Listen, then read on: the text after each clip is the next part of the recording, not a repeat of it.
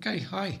Right, I've got the Hawkeye Firefly 2 micro action camera, and I've just been using it on my glider because none of my quads are quite right for it.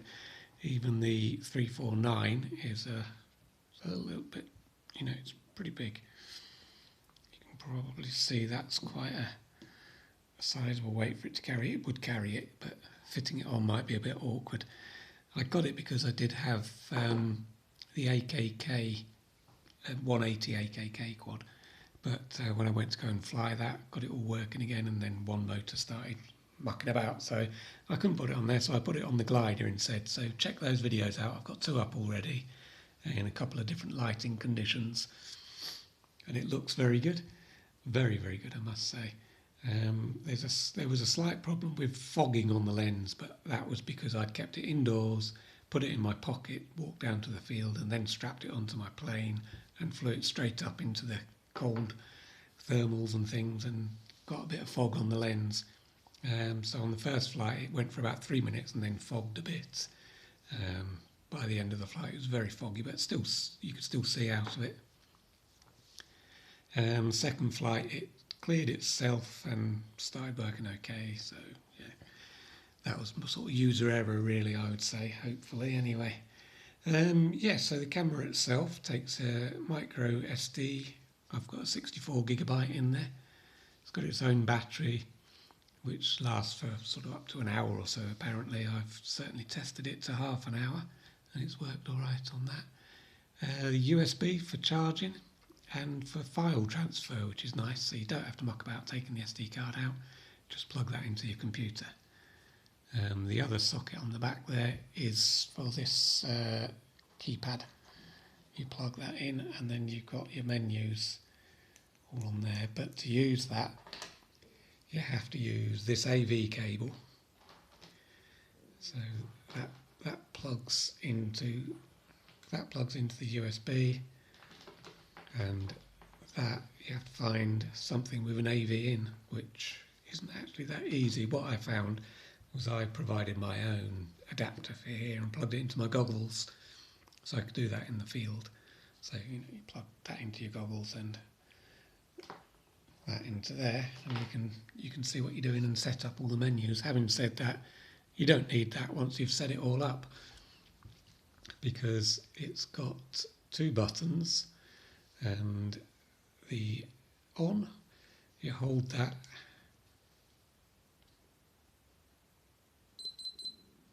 that's on, press it again, that's recording, press it again, it stops. So pretty straightforward, and press it for a long time and it goes off.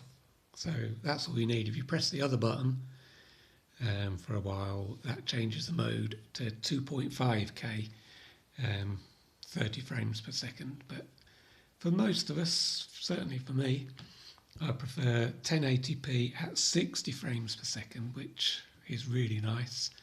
Very smooth, when you're flying fast and turning fast and things, you don't get any jerkiness. So I just leave it on that, which is the standard thing that it comes at, and that came out really well on the glider, and I'm sure that would be fine on a quad as well. Didn't get any jello really, even when the glider was powering up. It's a powered glider, so check those videos out. Right, you'll want to know the weight, because it's not as light as the first Firefly. It is just that,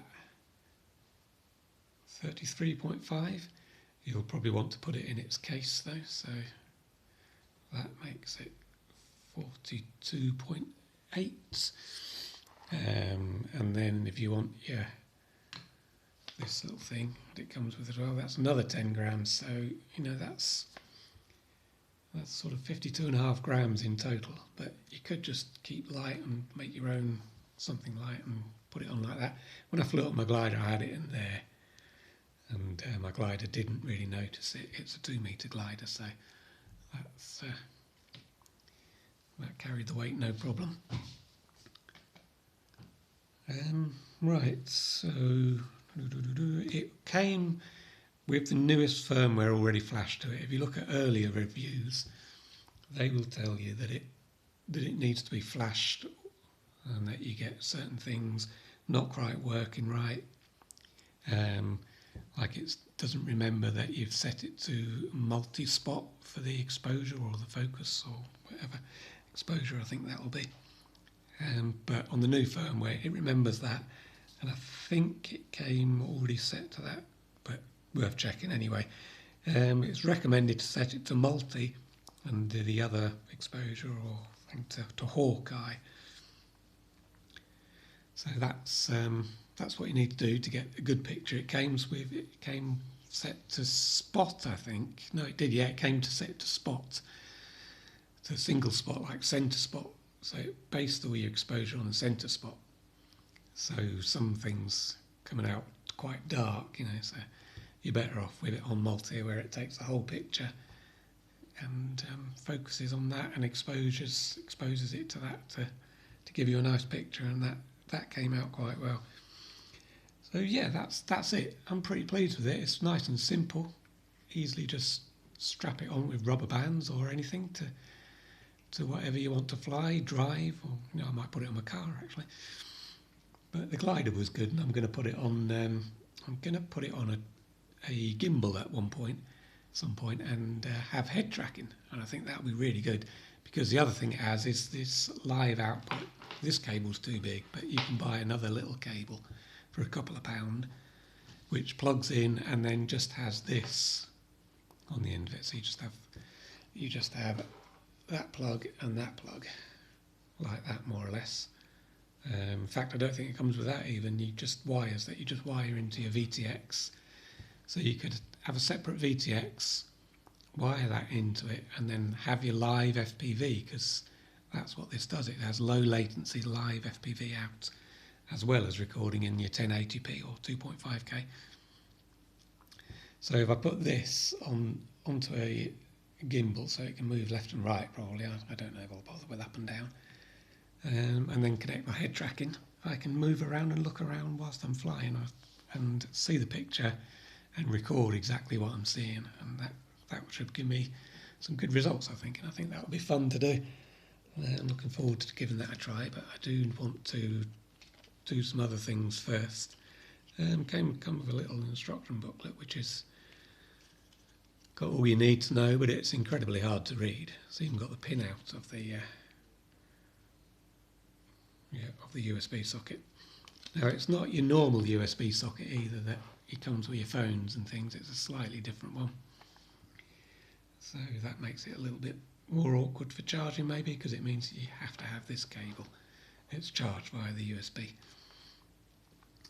Right, so yeah, that's it really. There's not that much to say about it. It's just a camera, but it's pretty good. It's about £38,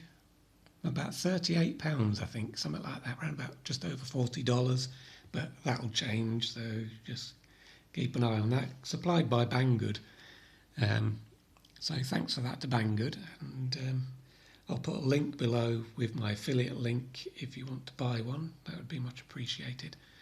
This is really quite nice and rubbery, and all I had to put that on, that slides in, holds it really tight and makes it fairly waterproof as well, I think.